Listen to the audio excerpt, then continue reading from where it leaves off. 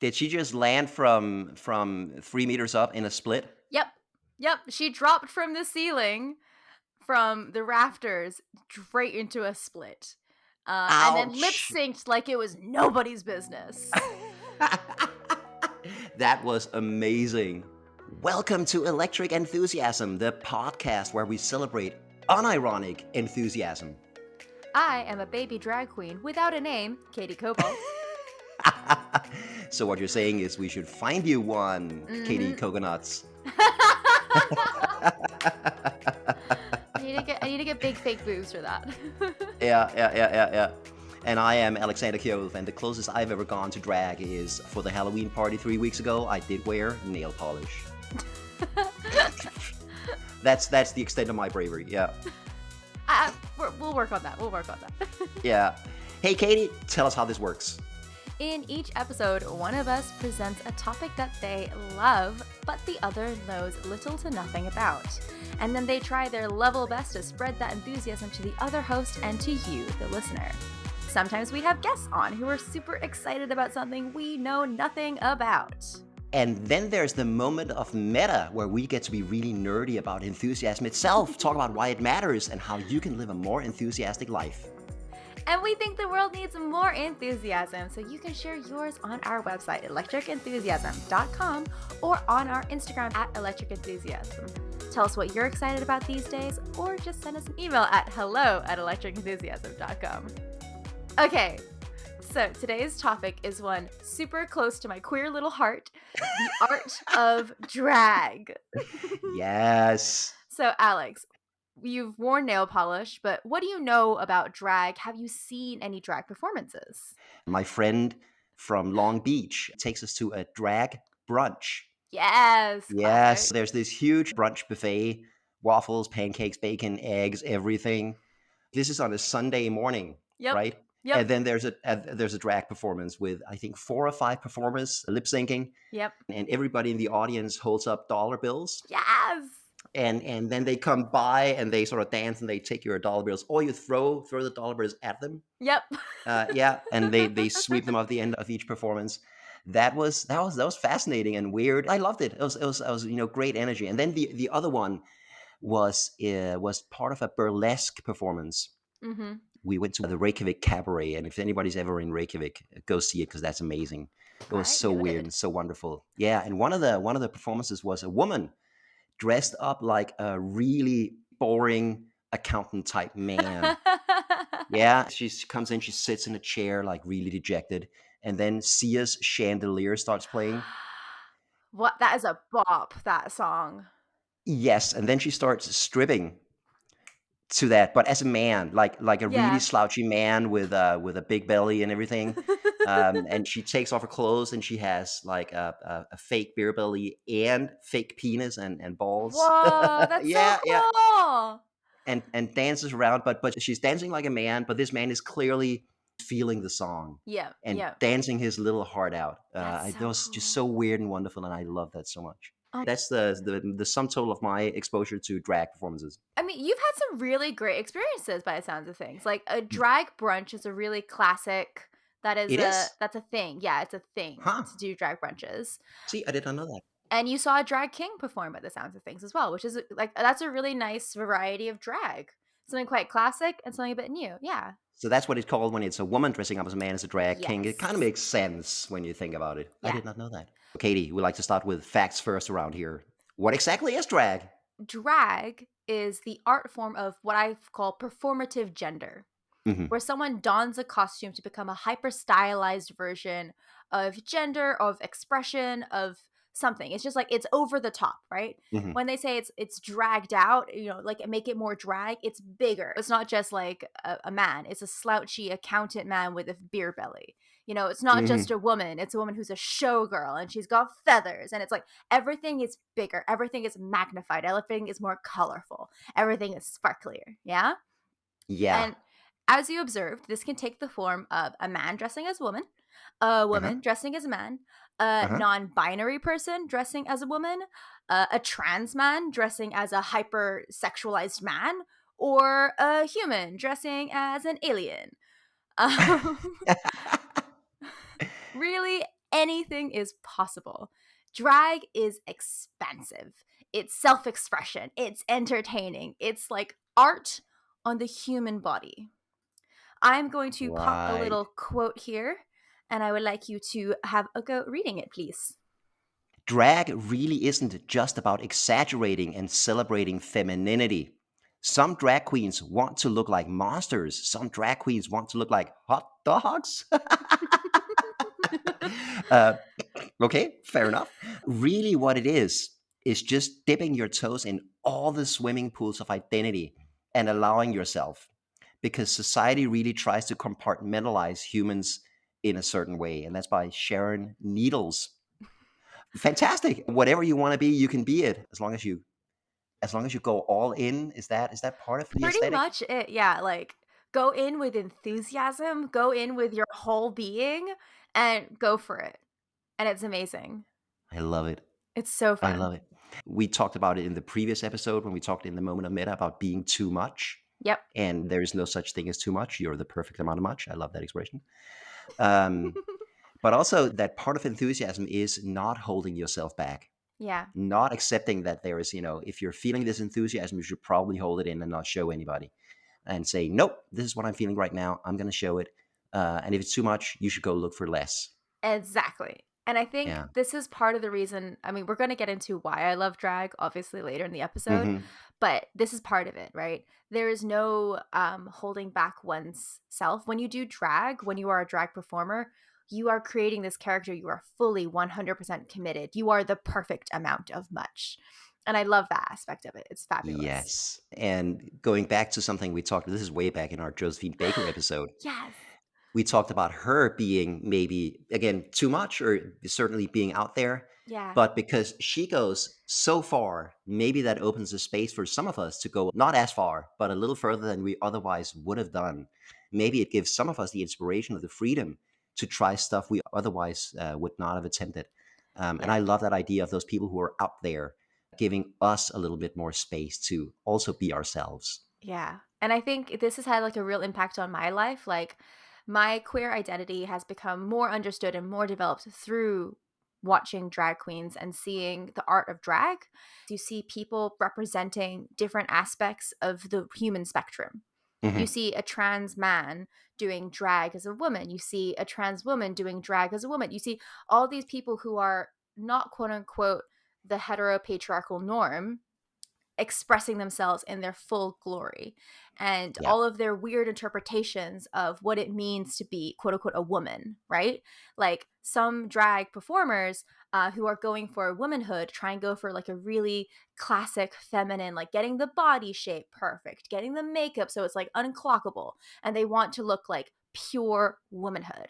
And then there are others who would like to look like hot dogs or have popcorn in their wigs and who don't have the perfect skinny, perfect body and who don't care or who don't wear breastplates because they think having a flat chest is beautiful, or people who are bigger bodies, people who are taller, people are like, it's in a really expansive concept of beauty, right? So when you see a drag Hmm. performer as a woman watching drag, I can see what a variety of people think is beautiful, right? Hmm. So like some queens perform bald, like Sasha Velour is a bald queen and she draws great graphic eyebrows. And for her, that's beautiful. Love it. For some other queens like Sharon Needles, we mentioned earlier, she's like a creepy drag. She does like monster drag. There's another drag queen I really love called Sigourney Beaver. She's they also have great names. Don't you think they have Called great what? names? Say that again. Sigourney Beaver. Beaver. She's an AFAB drag queen, which means that she was assigned female at birth. Uh-huh. Um, and she does like spooky drag, like horror drag, right? So like all of these things are beautiful. All of these things are celebrated. And so it's like this idea that whatever your concept of beauty, it's celebrated. And it's so fulfilling. Anything you can think of, if you think it's beautiful, Yes. that's great. That's amazing. Let's go for it. Let's do you. And they also have the coolest names. Don't they just? They absolutely do. They um absolutely do. Do you have a favorite drag queen slash king name? oh, favorite name? Oh Yeah. gosh. Um I can't detach the name too much from the drag Oh queen yeah, of because I course. like the queens themselves. But I do think there's an Australian drag queen. Like I'm not like the biggest fan of her, but her name is Karen from Finance, which I think is a really great name. Like, I don't know that much about her, but I know her name and I think it's so good. Like, welcome to the stage, Karen from Finance. Like, That is brilliant. it's a great drag name. Brilliant. Yeah. Anyways, history of drag. Where did it come from? The idea of drag or cross dressing has been around for as long as people have been dividing clothes by gender. Like, it's not a new thing. You can see it in theater traditions from all over the world, from British Shakespearean plays, Japanese kabuki traditions, Chinese Peking opera, even early American vaudeville featured both female and male impersonators left, right, and center. Hmm. Many of these rules and many of the reasons behind having drag performers was actually built on the misogynistic idea that having women on stage was detrimental to society and was therefore banned. Women ruin everything. We know that. But I just love the idea that instead of allowing women on stage, cross dressing is the answer. As a modern cultural society, it's like two men on stage kissing, one of them in a dress. Think of the women and children. But back then, it was like two men on stage, one of them cross dressing, kissing. This is good for society. We can't let the women's on stage. No, no, no. Like, what? Yeah. Also, in Shakespearean times, why couldn't Shakespeare just write a play with only men? Problem solved, right? That wouldn't work because they needed women to create a good story. Yep. Yeah, yeah, it's weird. That was It's such a weird. great noise. It's an accurate noise. It's just gone fully nonverbal. This might become a series on this podcast of Katie getting excited about drag because I'm just going to Yes. quickly talk about some of the famous drag and cross dressing performers that we've heard of through the years. We have iconic performers like William Dorsey Swan in the 1800s, who was an What? ex slave who called himself the Queen of Drag and performed in drag. You have Julian Eltidge, who is possibly the most famous female impersonator on vaudeville. You have actresses like Divine rocketing to fame in John Waters films. Hmm? You might have heard of the British comedian Dame Edna, who tours Yeah. the world as a Australian housewife. There is countless drag performance in this world, and there's also people who I would argue probably don't call themselves drag, but if you look at the amount of makeup and wigs and costuming that Miss Dolly Parton puts on herself, you cannot tell Yeah. me she is not a drag performer. Yeah. She's definitely inspired some drag Definitely. performers. Yes, Absolutely. 100%. And I wonder if any of that inspiration went the other way as well. Oh, all the time. All the time. The classic example of stealing from queer culture is like Madonna's Vogue. Like that Hmm. featured ballroom culture being taken into the mainstream music world. But Ah. like you see so many examples of drag queens' performances being copied. There was a drag queen called Nina West who had a massive ball gown that came to life because it was actually people dressed in like special fabric suits that were just holding on to her, and so then her dress comes to life and starts dancing with her. Whoa.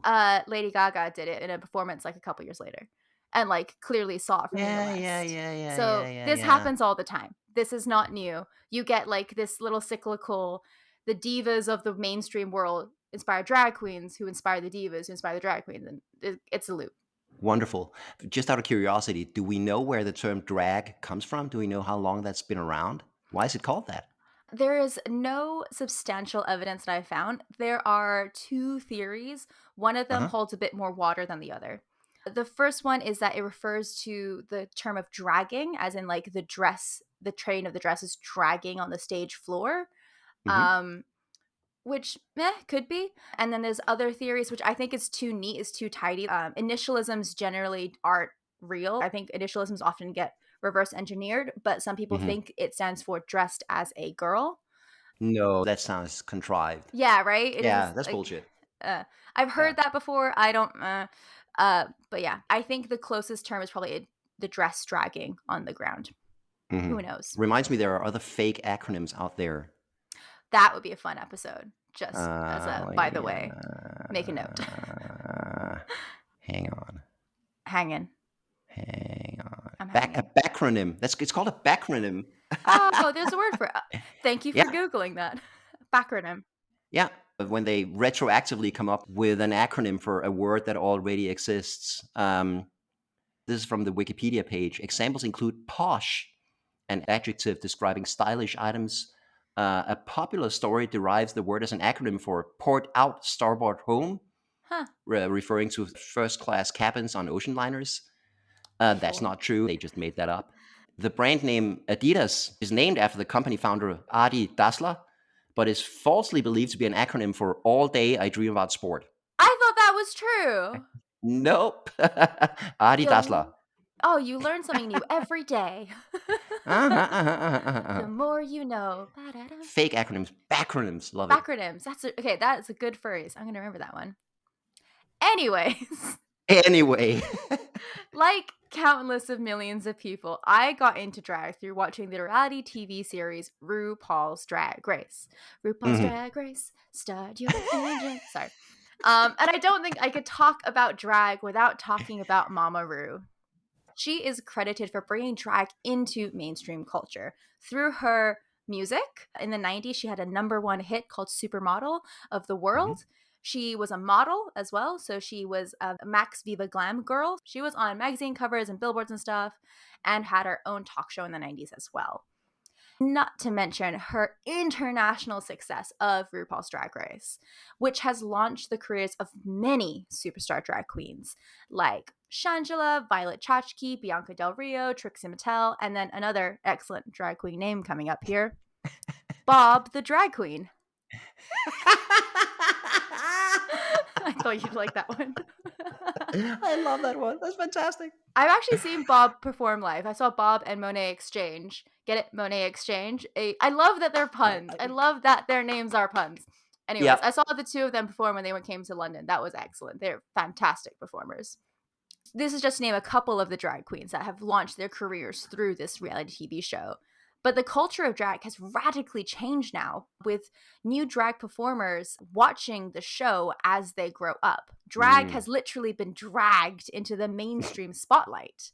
Young queer kids are watching the show as they grow up, aspiring to be on it. Like, that's their drag goal, is to get on the show, for their chance to be featured on an international stage and have the opportunity to get millions of fans. Whether or not you win Drag Race, you still have the opportunity to be on this massive platform. A lot of queens who have done very well for themselves never actually won Drag Race, but just getting onto this platform is an incredible, incredible opportunity for a lot of these drag queens. It sounds like the show has had a double effect. On the one hand, it's mainstreamed drag culture. A lot. And on the other hand, it's inspired a lot of wannabe drag performers. Yes. And in that way, it has furthered the whole scene. Yes. I also do not feel comfortable talking about Mama Ru as if she's this perfect, flawless goddess. She is problematic as all hell. From being extremely reluctant to allow AFAB, so assigned female at birth drag queens, on her show. She excludes drag kings from her show. She's had some transphobic comments in the past where she's not been cool with people being trans. She's getting better, but it's not very good. And black queens featured on her show often get something called the villain edit. Oh, man. During the show, they're only ever portrayed as these hyper-aggressive, angry black women kind of tropes. The Vixen is a really good example of this. I love the Vixen. I think they're such a fantastic performer. I love their costuming. But on the show, they were portrayed as this like angry black woman. And it was fascinating because during their season on the show, they were having an argument with a younger, skinny, white male queen. And the white queen was crying because they were having an argument.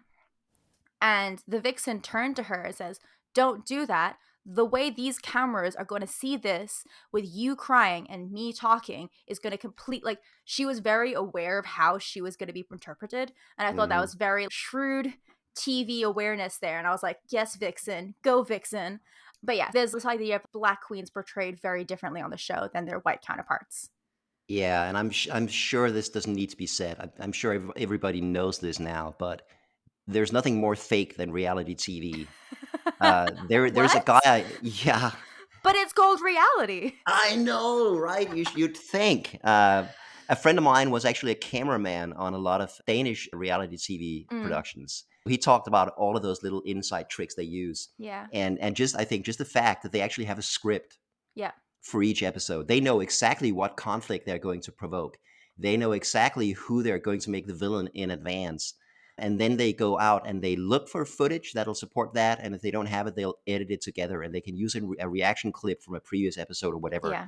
And of course, the music. So whatever you see on reality TV is just as scripted and just as fake as anything you see on an episode of a sitcom. Never believe otherwise. Yep. And there's been a couple examples of people who have come outward and said this is not how it happened. The queens who were on the show come out and be like, well, it actually went like this. The reason I look like a crazy person is because they asked me to do X, Y, and Z. And then they've edited the bit out where they asked me to do it. Yes. So that happens a lot as Yes. well. They do that all the time. Yeah, reality TV. Just out of curiosity, drag and pronouns. Yes. How does that work? Cool. So a lot of people will be specific and they'll ask. So for example, Gottmik is a drag performer who is transmasculine. Mm-hmm. And so out of drag, they use he, him pronouns. In drag, she, her pronouns. So they're quite specific. RuPaul has famously said, call me he, call me she, call me they, whatever it is, just call me baby. So like there are some drag queens who don't care. In drag, generally, if you are dressed hyper feminine, oftentimes people just default to she, her because I'm looking at you. And same thing for drag kings. When drag kings are hyper masculine, it's weird to say she, her. You would say he, him. But it does depend on the performer. And they might have different pronouns depending on whether or not they're performing at the time. Yes, exactly. Yeah, makes sense. Makes sense. It's generally thing with pronouns. Like everyone's got their own pronouns, and it's nice to ask people and double check what theirs are. It's not that hard. Not that hard, people. No, it's really not. But yeah, that's a good question. Anyways, back to Ru being problematic as all hell. Beyond the show itself, he also owns a 60,000 acre ranch in Wyoming, and it was exposed to be the owner of various fracking wells within the ranch, which is environmentally devastating. Well, dragging, fragging, same thing. You know, not a big deal, right? So, Yeah. whilst Mama Ru has launched 1,000 careers and has brought drag to the mainstream and has allowed these people to come out into the light and be able to earn a massive living off the thing that they love, also, it's not perfect, it's not flawless. Mama Ru, like all of us, is a flawed human person. They've made mistakes, like we all have. So let's not glorify. Good to know. Yeah. And to quote the wonderful Sasha Velour, everyone is welcome in drag. Everyone is important and valuable. So everyone can do drag. Mm-hmm. I love that. Yeah. So you might have guessed that I'm like a little bit into drag, just a bit, just a touch. What? Never said that. I love going to drag shows and seeing it live and interacting with the performers. I love watching and chatting about Drag Race with my friends. And I'm actually going to start doing a little bit of drag performing myself. This Saturday, I've been invited to perform at a queer party, and so I'm going to do a little drag thing. And I'm very excited. Ooh, sounds fantastic. I'm very excited. There is something just deeply joyful about seeing people fully express themselves in a character that they have created. To see people throw off the shackles of conformity and just 100% fully commit to who they want to be, it's just delightful. It's watching someone be enthusiastic about a fantasy that they have created. They had a vision for the outfit, a wig, makeup, a song to lip sync to, and they just like fucking commit to it. And this is what I'm here for. Yeah. This is what I love in life. I saw an article last month about a Danish dentist. Yeah. And he looks like a perfectly average Danish man, bit of a beer belly, beard, dressed perfectly normal as a heterosexual man, except that he always wears red stilettos. Sure. Why not? He's not a drag queen. He is not trans. He just likes the look of red stilettos. Yeah. So that's what he puts on his feet. Amazing. I thought it was so great.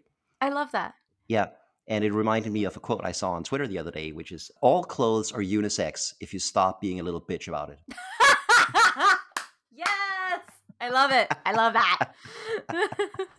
For the first drag show that I went to here, my friend Sarah and I made my costume. And it was a Vivienne Westwood inspired punk rock look. And on the back, I painted gender as a construct. Because it is. It's not real. We decided to draw an arbitrary line between man and woman, and we're like, this is the line, and this people can do these things, and these people can do these things. You can't wear fun things. Like, nail polish is delightful. I'm sorry. I like having my nails painted, and I like wearing makeup and all that kind of stuff. But also, my male friends, my trans friends, my non-binary friends should also have the exact same allowances to have fun and put sparkles on their face if they want to put sparkles on their face. Exactly. So, very, very important question, Katie. Yes. For your performance, what is your drag name? I don't know. I haven't got one yet. Man.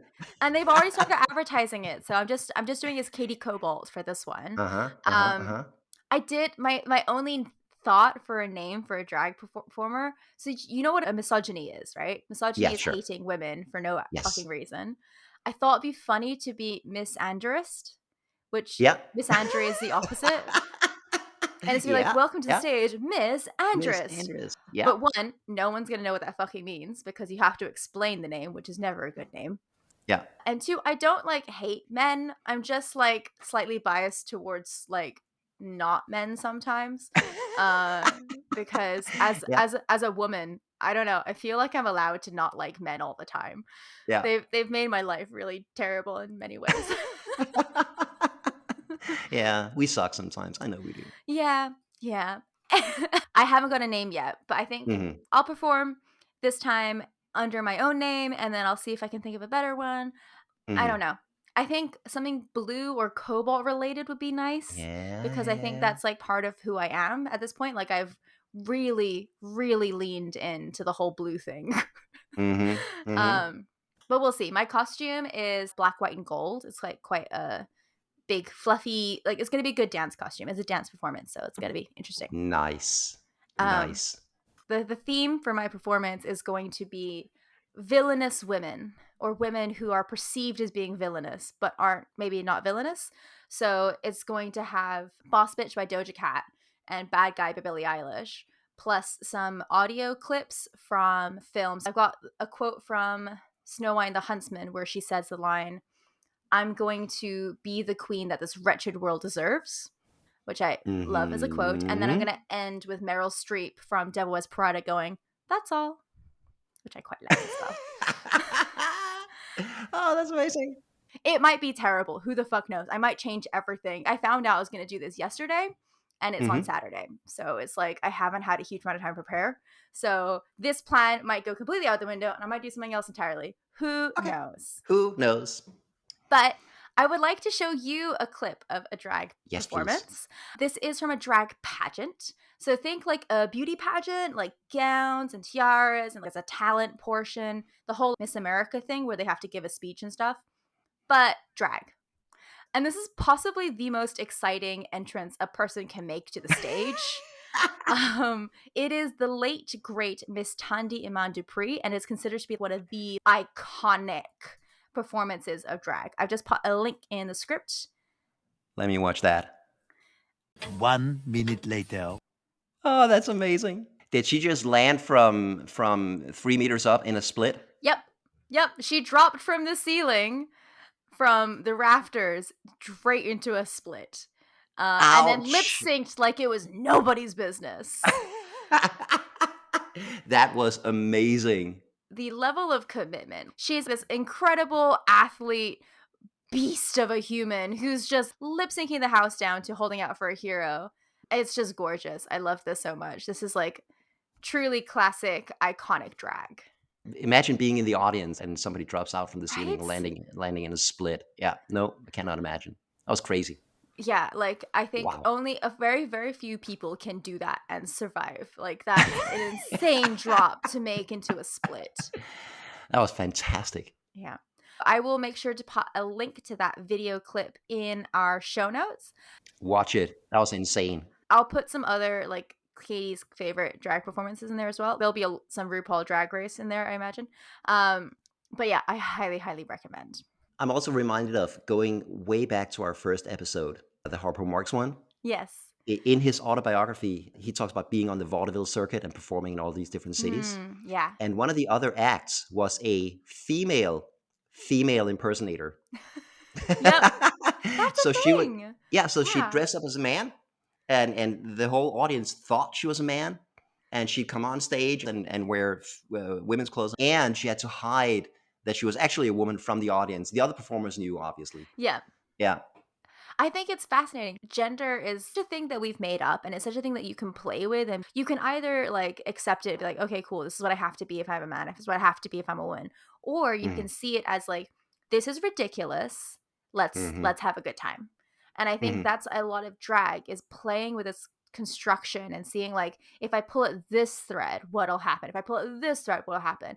And I think this is exactly what that is, like putting layers upon layers of drag on to really fuck Yeah. with that concept. I think that's fun. I like that a Yes, that is fun. lot. So, Katie, if somebody wanted to learn more about drag culture, where should they go? In the show notes, I'm going to put a couple of really fun links. There is a really cute little video put together by Allure where the cast of RuPaul's Drag Race All Stars explains the history of drag. If you want to learn more about the roots of the modern day drag world, I highly recommend the documentary Paris is Burning. The whole thing is on YouTube. You can just watch it straight on there. It's about the ballroom culture in the 1980s in Harlem, where you see queer, Black, and Latina people creating their own universes and creating their own spaces to express themselves and to escape into the fantasy of being a rich person or being executive realness or whatever. If you are a fan of Drag Race, you should watch Paris is Burning. That is your homework because you'll understand where a lot of the references come from. I feel like if you love Drag Race and you haven't seen Paris is Burning, you're only getting half the story. You don't understand where things are coming from. You don't understand why people are doing what they're doing. I've also managed to find a clip of Julian Eltidge as well, so you can see one of the best female impersonators of all time dancing in a gorgeous feather boa. I'll pop that in the show notes as well. And if you would like to watch Drag Race, I would recommend you start with, if you want to watch the US season, start with season 6. If you want to watch the UK seasons, start with season 2.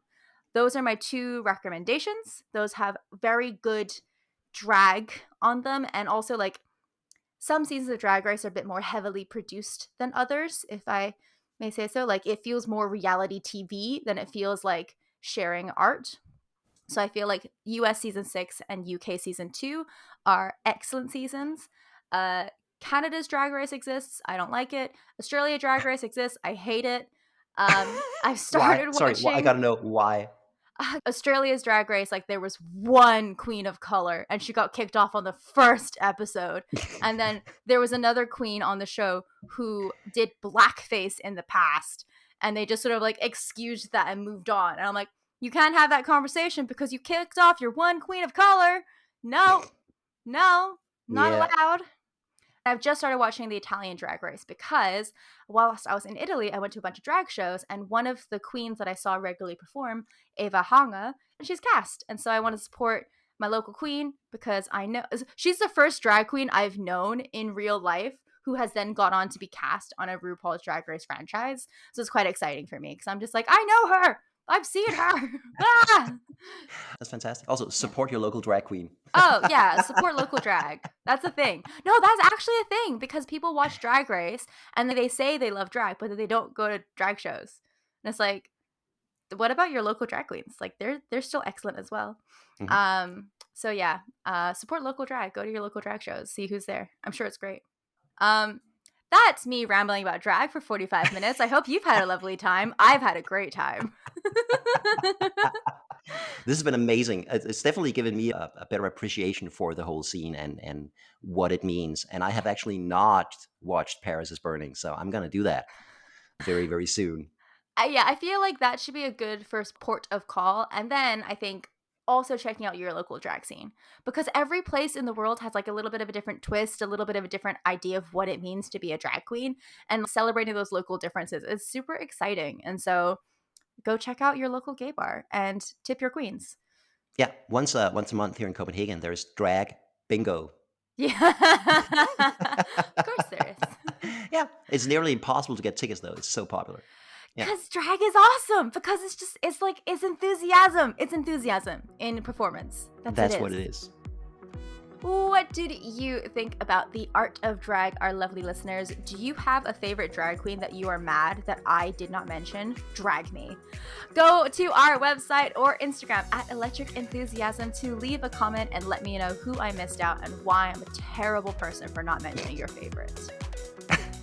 And also, give us your best idea for Katie's drag name. Yes, please. I need help. Clearly. All right, moment of meta. In this moment of meta, and I swear to God, we did not coordinate this. We're going to talk about something that's super relevant for the topic we just talked about. I want to propose another enthusiandment, another Go rule of on. enthusiasm. I'm excited. Something doesn't need to be perfect in order for you to be enthusiastic about it. Mm-hmm. So you could theoretically be very enthusiastic about RuPaul's Drag Race. Even though she's problematic and she's not perfect, you could still be very enthusiastic about that. And I think that applies to every single topic we have talked about Yeah, that's true. in the podcast. So Josephine Baker, what's Yep. Her children. yeah, Yeah. what she did again? She had them advertising drinks, and it was like a ticketed thing to go look at them playing and stuff in the gardens. It was weird. It was weird. That was weird. Yeah, a little kid zoo, basically. Yeah, pretty I don't much. think that's what they mean by children's zoo, is it? No, not really not. It's like, that's not the vibe. That's not what we think of when we think about taking the kids to the zoo. Mm-hmm. Do you have something besides RuPaul that you enjoy, even though it's not perfect? Um, everything. I think There you the go. answer is everything. Like, everything I enjoy is problematic. Like, there's nothing that's flawless. There's nothing that's like Mm-hmm. without stain. Exactly. We've talked about this concept, like perfection isn't real. We keep coming back to this idea almost as much as bashing Game of Thrones. There we go. I like the first half of Game of Thrones, like the first 4 seasons. I enjoy it. It's definitely Mm-hmm. fucking not perfect. It's in fact very not, but I still like the first half of it. Yeah, so did I. Yeah. I think another great example that we talked about previously is the Dune episode. I mean, Dune is a great novel, but it has a few issues. One of them Yeah. being queer representation. Yes. And in the entire Dune universe, all 6 books that Frank Herbert wrote, there is one queer character, and that's the evil guy. Baron Vladimir Harkonnen is Yeah. gay. Just to make it worse, Frank Herbert had a gay son. He could not deal with that at all, and that was basically his reaction, was to say, "Yeah, I'll write in a gay character and I'll make him the evil one." That's so sad. Oh, that's so sad. That is, you know what? That sucks. Ugh. Frank Herbert was in many, many ways a terribly flawed character. He was a terrible dad, for instance. Yeah. But can I still enjoy the novel? Fuck yeah. I can still enjoy the hell out of that novel. Yeah. Can you separate the author from the product? And that Mm-hmm. kind of goes back to the death of the author thing we talked about last week. Once it's published, once it's out in the hands of the reader, it belongs to you. So Dune doesn't belong to Frank Herbert anymore. It belongs to you, and you can decide what to make of it. Oh, Harry Potter is a fucking perfect example of this shit. I love Harry Potter. I grew up with Harry Potter. I wanted to be Hermione Granger growing up. And goddamn, Miss J.K. Rowling is a friggin' goddamn turf. She's a trans exclusionary feminist, in case you're wondering what that is, and she doesn't think trans people are real, which is blah, blah. It's really hard to be a big fan of Harry Potter now. Like, Mm-hmm. I have a friend who has Harry Potter tattoos. Like, what do you do with your life once you've made that decision and it turns out the person who created this world that's helped you identify yourself is a fucking turf? Like, Mm-hmm. you have to realize that it's not perfect. It doesn't belong to her anymore. It's yours. And you can choose how to move forward. You can choose to not be a turf. Yes, you can and you should. You can and should. And on top of that, still being enthusiastic about Harry Potter does Yeah. not make you a bad person. No. There's absolutely nothing wrong with that. And I don't see how the world would be a better place if I stopped enjoying Harry Potter, if I denied the existence of the movies and the books. Yeah. Would that make the world in any way a better place? No, it wouldn't. It would take away some of my enjoyment. And that would, make Yeah. the world a little worse for me. So I think that's super, super important, is to know Yeah. that nothing is perfect. No creator is perfect. You can still enjoy their works. I will say, liking it uncritically and not thinking about it is the problem for me. Like, if you were uncritically like, well, I love Dune. I love every part of Dune, and Dune is incredible and flawless and amazing. Even the part where the only bad guy is queer. Like, that's the part where I'm like, Yeah. I love everything about Harry Potter. I love the author, and she's amazing. She's perfect. She's flawless. She's Linda Evangelista. She can do no wrong. Well, so love stuff, even if they're problematic, even if they're not perfect, but just know that's okay. Like, you should be aware. You should be critical, be thinking. Exactly. So that was my suggestion for another enthusiasm is that something doesn't need to be perfect in order for you to be enthusiastic about it. I like that. I'm gonna add like a sub clause, which is like, Mhm. just think about it. Like, Yeah. don't Yeah. do it uncritically. Just think about it. That's all you gotta do. Just be aware. Exactly. Just think. Just be aware. Yeah. Yeah. Yeah, I like it. I like it. I accept this as another enthusiasm. There we go. Excellent. So, Katie, if somebody really liked this episode, what other episode of ours do you think they'd enjoy? We talked a little bit about the Harpo Marx episode in this one, and I think that's a really great place to go for somebody who really lived his life the way he wanted to and was really kind and genuine as he did it, but was also maybe just a little bit problematic, like Mama Ru herself. So I think that's a great place to go. What about you? What would you recommend? I would also say that in the Harpo Marx episode, you talk about some other vaudeville acts that play with True. gender Yes. and race, which sounded really fascinating, and we should talk more about those in an upcoming episode. Yeah. Yes. There's something sisters. The Whitman sisters. Oh, I love the Whitman sisters. I should do an episode about the Whitman sisters. I'll add it to See? my list. It's a long list. Yeah. What about you? What would you recommend to our listeners? Josephine Baker. Josephine Mhm. Baker all the way, again, as a larger-than-life character who had very much of a drag aesthetic, I would say. Yeah, I was going to say, In- like, she could be considered a drag performer. The amount of costuming that woman brought on stage with her. What was it? A car that followed her with extra Yes. Chanel dresses or something? That's insane. I love that. Yeah, she's so great. Yeah. Great and problematic. Like we Because all we are. all are.